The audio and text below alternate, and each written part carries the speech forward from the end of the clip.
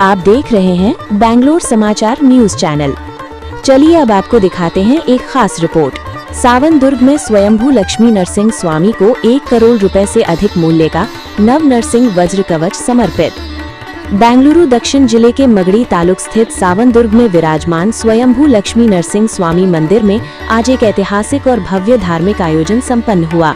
इस अवसर पर भगवान लक्ष्मी नरसिंह स्वामी को 32 किलोग्राम चांदी से निर्मित 1 करोड़ रुपए से अधिक मूल्य का नव नरसिंह वज्र कवच श्रद्धा और भक्ति के साथ समर्पित किया गया।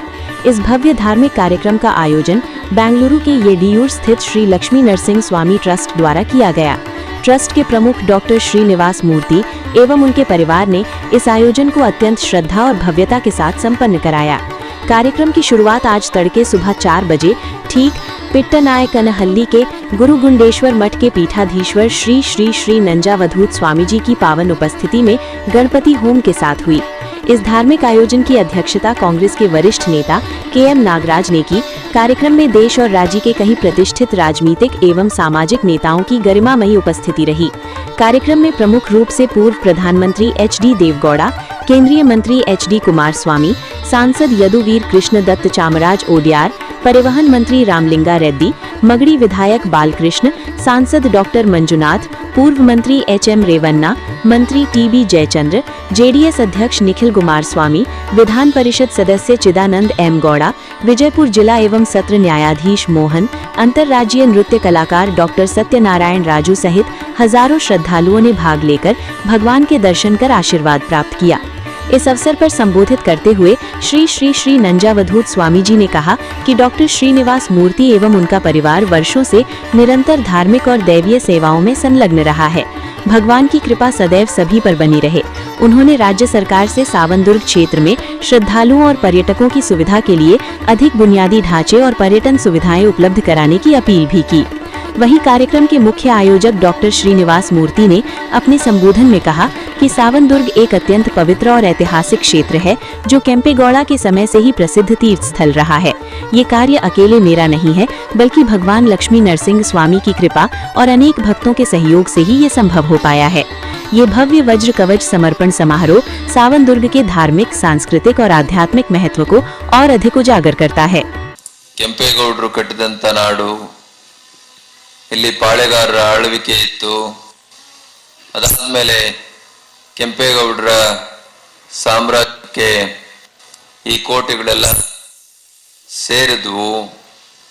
ಹಾಗಾಗಿ ಕೆಂಪೇಗೌಡರನ್ನ ಉಳಿಸುವಂತ ಕೆಲಸವನ್ನು ಸರ್ಕಾರ ಮಾಡಬೇಕು। ನಾವು ಬೆಂಗಳೂರು ಹಾಗೆ ಅಂತ ಹೇಳಿದ್ರೆ ಏನ್ ನೋಡ್ಬೇಕು ಹಾಗೆ ಅಂತ ಹೇಳಿ ನಮಗೆ ಕನ್ಫ್ಯೂಸ್ ಆಗ್ತದೆ। ಸರ್ಕಾರ ಒಂದು ಪಾರಂಪರಿಕ ತಾಣಗಳು ಹಾಗೆ ಅಂತೇಳಿ ಈ ಉತ್ತರಿ ದುರ್ಗ, ಸಾವನ್ ದುರ್ಗ, ಮಾಗಡಿ, ಬೆಂಗಳೂರು ಕೋಟೆ, ಶಿವಗಂಗೆ, ಆಪ್ತಿ, ಇಲ್ಲಿ ಅವರ ಐಕ್ಯ ಸ್ಥಳ ಇದೆ ಕೆಂಪಾಪುರ, ಅದರ ಮಾಡಿ ಬಹಳ ಚೆನ್ನಾಗಿ ಪ್ಲಾನ್ ಮಾಡಿಸಿದ್ದಾರೆ। ಅದರ ಅಭಿವೃದ್ಧಿ ಮಾಡಿ ಅದನ್ನ ಲೋಕಾರ್ಪಣೆ ಮಾಡಿದ್ರೆ ಅಲ್ಲಿ ನೋಡುವಂಥದ್ದು ಆಗ್ತದೆ। ಇದೆಲ್ಲವೂ ಆಗ್ಬೇಕು। ನಮ್ಮ ನಾಡು, ನುಡಿ ಇದಕ್ಕೆ ಅರ್ಪಣೆ ಮಾಡಿಕೊಂಡು ದುಡ್ದಿರೋಂತ ಮಹನೀಯರನ್ನ, ಮಹಾರಾಜರನ್ನ ನೇರವಾಗಿ ಇಟ್ಕೋಬೇಕು ಅನ್ಸುತ್ತಲ್ಲ। ಮಹನೀಯರನ್ನ ನೆನಪು ಮಾಡುವಂತ, ಅವರ ತತ್ವ ಆದರ್ಶಗಳನ್ನ ಮತ್ತೆ ಮತ್ತೆ ಮೆಲುಕು ಹಾಕುವಂತ ಯೋಜನೆಗಳನ್ನ ಸರ್ಕಾರ ರೂಪಿಸ್ಬೇಕು ಹಾಗೆ ಅಂತ ಹೇಳ್ತಾ ಇದ್ದೆ। ನಾನು ನಮ್ಮ ನಾಗರಾಜ್ ಅವ್ರನ್ನ ಕೇಳಿದೆ, ಏನ್ ಯಾರು ಕಾಂಗ್ರೆಸ್ನಿಂದ ಮುಖ್ಯಮಂತ್ರಿ ಆದ್ರೂ ನಿಮ್ಮನ್ನ ನೋಡಕ್ ಬರ್ತಾರೆ, ಶಿವಕುಮಾರ್ ಅಧ್ಯಕ್ಷರಾದ್ರೂ ನಿಮ್ಮನ್ನ ನೋಡಕ್ ಬರ್ತಾರೆ, ಏನಿದ್ರು ಗುಟ್ಟು, ನೀವು ಯಾವತ್ತೂ ಅಧಿಕಾರ ಬಯಸ್ಲೇ ಇಲ್ಲ, ನೀವು ಮನಸ್ಸು ಮಾಡಿದ್ರೆ ಮಂತ್ರಿಗಳಾಗ್ಬೋದಾಗಿತ್ತು ಹಾಗೆ ಅಂತ ಅವ್ರು ಹೇಳಿದ್ರು। ನನಗೆ ಅಧಿಕಾರದಲ್ಲಿ ಅಷ್ಟು ನಂಬಿಕೆ ಇಲ್ಲ, ನಮ್ಮಲ್ಲಿ ಉತ್ತಮ ಆಡಳಿತಗಾರರ ಕೊರತೆ ಇದೆ, ಅನುಭವ ಉಳ್ಳಂತವ್ರ ಕೊರತೆ ಇದೆ. ಹಾಗಾಗಿ ನಾನು ಒಂದಷ್ಟು ಜನ ಯುವಕರನ್ನ ಗುರುತಿಸಿ ಅವರನ್ನ ರಾಜಕಾರಣಕ್ಕೆ ಪ್ರೇರೇಪಿಸಿ ಅವ್ರ ನಾಯಕರಾಗೋದನ್ನ ನೋಡಿ ನಾನು ಸಂತೋಷ ಪಟ್ಟೆ ಅಂತ. ಈ ರಾಜ್ಯದಲ್ಲಿ ಅನೇಕ ದೇವಸ್ಥಾನಗಳಿವೆ, ಆದರೆ ನರಸಿಂಹಸ್ವಾಮಿ ದೇವಸ್ಥಾನಕ್ಕೆ ವಿಶೇಷವಾಗಿ ಈ ಬೆಳ್ಳಿ ಕವಚ ಬಹಳ ವಿಶೇಷವಾಗಿ ತಯಾರು ಮಾಡಿದ್ದಾರೆ ಅನ್ನೋದಕ್ಕೆ ನನಗೆ ಬಹಳ ಸಂತೋಷವಾಗುತ್ತೆ. ಫೋಟೋ ತೋರಿಸೋದ್ರು ಗುರುಗಳು, ನಾಗರಾಜ್ ಬಂದು ಹೇಳಿದಾಗ ನನಗೆ ಸಂತೋಷವಾಯಿತು. ಈ ದೇವಸ್ಥಾನದ ಮಹತ್ವ ಕೂಡ ಅದೇ ರೀತಿ ಇದೆ, ಬಹಳ ಪುರಾತನವಾದದ್ದು, ಉದ್ಭವವಾದದ್ದು. ಇವತ್ತು ಕೂಡ ಉಸಿರಾಡುತ್ತೆ ಅನ್ನೋ ಒಂದು ನಂಬಿಕೆ ನಮ್ಗೆಲ್ರಿಗೂ ಇದೆ, ಅದು ಪ್ರತೀತಿ. ಆದರೆ ಅದನ್ನು ನೋಡಿದಾಗ ಇಲ್ಲಿ ಬಂದು ಅರಸ್ಕೊಂಡ್ರೆ ಎಲ್ಲವೂ ಕೂಡ ಒಳ್ಳೇದಾಗತ್ತೆ ಅಂತಕ್ಕಂಥ ಮನಸ್ಥಿತಿಯನ್ನು ಅನೇಕ ಭಕ್ತಾದಿಗಳಲ್ಲಿದೆ. ಅದು ನಾನು ಕೂಡ ಅದಕ್ಕೆ ಸಮರ್ಥನೆಯನ್ನು ಕೊಡ್ತೇನೆ. ಅದೇ ರೀತಿ ಈ ದೇವಸ್ಥಾನದ ಅಭಿವೃದ್ಧಿಗೆ ಬಹಳಷ್ಟು ಜನ ಇವತ್ತು ಪ್ರಾಸ್ತಾವಿಕವಾಗಿ ಮಾತನಾಡಬೇಕಾದ್ರೆ ಡಾಕ್ಟರ್ ಶ್ರೀನಿವಾಸ ಮೂರ್ತಿ ಅವರು ಹೇಳಿದಂಗೆ ಸಮಾಜದಲ್ಲಿ ನಾವೆಲ್ಲರೂ ಮಾನವರಾಗಿ ಹುಟ್ಟಿ ನಮ್ಮ ಧರ್ಮವನ್ನು ರಕ್ಷಣೆ ಮಾಡೋಂಥ ಸಂದರ್ಭದಲ್ಲಿ ನಾವು ಯಾವತ್ತೂ ಕೂಡ ಧಾರ್ಮಿಕವಾಗಿ ಮತ್ತು ದೈವವನ್ನು ನಂಬಿ ಕೆಲಸ ಮಾಡಬೇಕಾಗ್ತದೆ.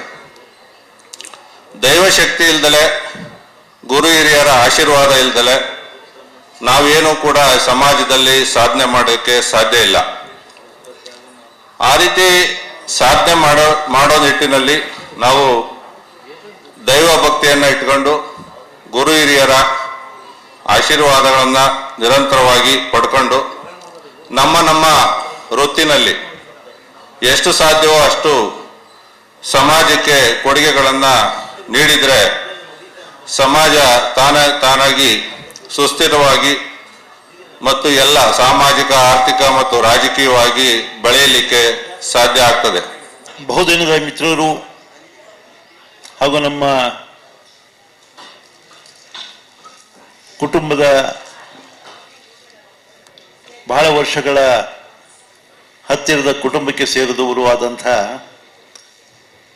ಡಾಕ್ಟರ್ ಶ್ರೀನಿವಾಸ ಮೂರ್ತಿಯವರು ಉದ್ಭವ ಮೂರ್ತಿ ಶ್ರೀ ಲಕ್ಷ್ಮೀ ನರಸಿಂಹಸ್ವಾಮಿ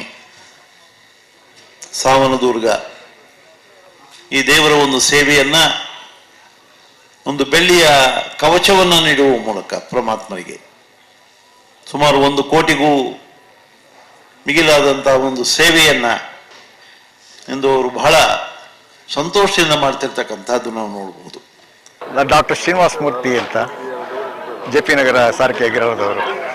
ಈ ಲಕ್ಷ್ಮೀ ನರಸಿಂಹಸ್ವಾಮಿ ಸಾವನದುರ್ಗದ ಭಕ್ತ, ಇಷ್ಟ ದೇವತ ಅವನು. ಇದು ಲಕ್ಷ್ಮೀ ನರಸಿಂಹ ಕ್ಷೇತ್ರ ಬಹಳ ವಿಶಿಷ್ಟವಾದ, ಸಾವನದುರ್ಗ ಲಕ್ಷ್ಮೀ ನರಸಿಂಹ ಕ್ಷೇತ್ರ ಬಹಳ ವಿಶಿಷ್ಟವಾದ ಕ್ಷೇತ್ರ. ಇಲ್ಲಿ ಇದು ಉದ್ಭವ ನರಸಿಂಹ. ಈ ನರಸಿಂಹಸ್ವಾಮಿಗೆ ನನಗೆ ಅವನು ಪ್ರೇರಣೆ ಕೊಟ್ಟ. ಈ ಪೂರ್ಣ ನರಸಿಂಹನಾಗಿ, ಅವನು ಉದ್ಭವ ನರಸಿಂಹ ಪೂರ್ಣ ನರಸಿಂಹನೇ, ಆ ಪೂರ್ಣ ನರಸಿಂಹನಾಗಿ ನನಗೆ ದರ್ಶನ ಕೊಟ್ಟ. ಅದಕ್ಕೋಸ್ಕರ ಅವನು ಏನು ಮಾಡಿದ್ನೋ ಹಾಗೆ ಇಲ್ಲಿ 18 ಹಸ್ತಗಳ, ಅಷ್ಟದಶ ಹಸ್ತಗಳ ನರಸಿಂಹ ಇದೇ ಮೊದಲನೇ ಬಾರಿಗೆ ಪ್ರಪಂಚದಲ್ಲಿ ಎಲ್ಲೂ ನನಗೆ ಕಂಡಂಗೆ ಗೊತ್ತಿಲ್ಲ. ಶಂಕರಾಚಾರ್ಯ ಪರಂಪರೆಯಲ್ಲಾಗಲಿ, ನಮ್ಮ ರಾಮಾನುಜಾಚಾರ್ಯ ಪರಂಪರೆಯಲ್ಲಾಗಲಿ, ಮಾಧವಾಚಾರ್ಯ ಪರಂಪರೆಯಲ್ಲಾಗಲಿ ಎಲ್ಲೂ ಈ 18 ಹಸ್ತಗಳ ನರಸಿಂಹ ಇಲ್ಲ. 18 ಹಸ್ತಗಳಲ್ಲಿ ಉಗ್ರ ನರಸಿಂಹ ಇದೆ, ವೀರ ನರಸಿಂಹ ಇದೆ, ಮಹಾವಿಷ್ಣು ನರಸಿಂಹ ಇದೆ, ನವನರಸಿಂಹ, ಬೇರೆ ಬೇರೆ ಬೇರೆ ಬೇರೆ ಇದೆ ಲಕ್ಷ್ಮೀ ನರಸಿಂಹ. ಆದರೆ ಎಲ್ಲಾನು ಒಂದಿದ್ರಲ್ಲೇ ಇದು ಅಭಯ ಹಸ್ತ ವರದ ನರಸಿಂಹ ವಿತ್ ಉಗ್ರ ನರಸಿಂಹ. ಎಲ್ಲ 18 ಹಸ್ತಗಳು, 16 ಅಸ್ತ್ರಗಳು, 18 ಹಸ್ತಗಳು. ಅಭಯ ನರಸಿಂಹ ಇಲ್ಲಿ ಒಂದೇ ಕಡೆ ಇರೋದು. ಆದ್ದರಿಂದ ಎಲ್ಲ ನನ್ನ ಕೋರಿಕೆ ಅಂದರೆ, ನಾನು ಡಾಕ್ಟರ್ ಆದ್ರೂ ಆಧ್ಯಾತ್ಮಿಕವಾಗಿ ಕಾರಣಗಳಿಗೆ ಮಹಾಕಾರಣ ಇವನೇನೆ, ಎಲ್ಲದಕ್ಕೂ ಮೂಲ ಇವನೇ. ಇವನು ನಾವು ಆಶೀರ್ವಾದ ತಗೊಳ್ಳಿದ್ರೆ ನಾವು ಯಾವುದನ್ನು ಏನು ಮಾಡೋಕ್ಕಾಗೋದಿಲ್ಲ.